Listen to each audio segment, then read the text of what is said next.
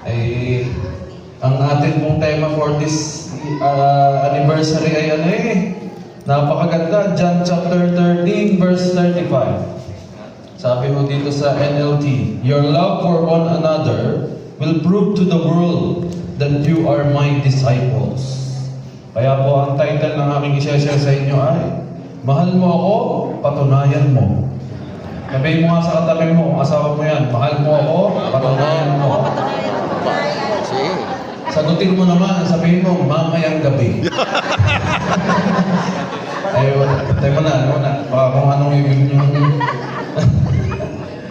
Alright, the Lord will be the one to bless His word. Okay?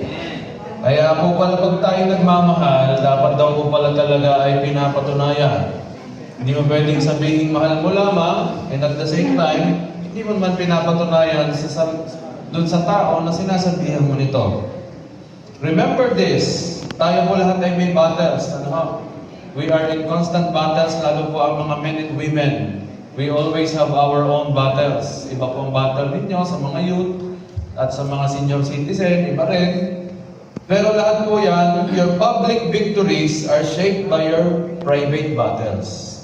May laban po tayo sa labas, pero marami din po tayong laban sa loob. At para magtagumpay tayo sa labas, sa laban sa labas, kailangan magtagumpay ka muna sa mga laban dito, sa loob. Every war outside a man is the result of the war inside of that man. So kung anong nakikita natin sa labas, yun ay resulta lamang kung anong nangyayari sa loob. Okay? Kaya ang pakaiigihin mo natin ay kung ano nangyayari sa loob. Kung pagpunta nyo ba sa lugar na ito, bago kayo makarating dito, nagdadrive kayo, may labanan bang nangyari sa sasakyan? Parang nagsisikuhan na naman kayo, parang kayo na naman ang tinutukoy ngayon.